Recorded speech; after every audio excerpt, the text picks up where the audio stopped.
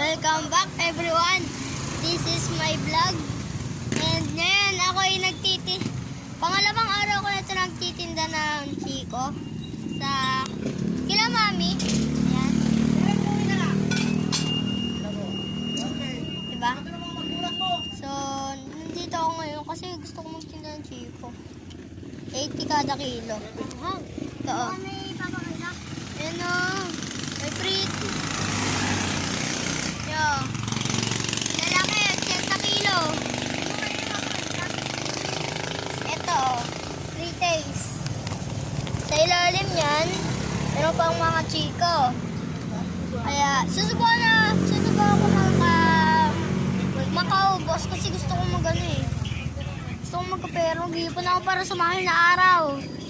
Kaya, ayun lang para sa video na yun. Bye-bye!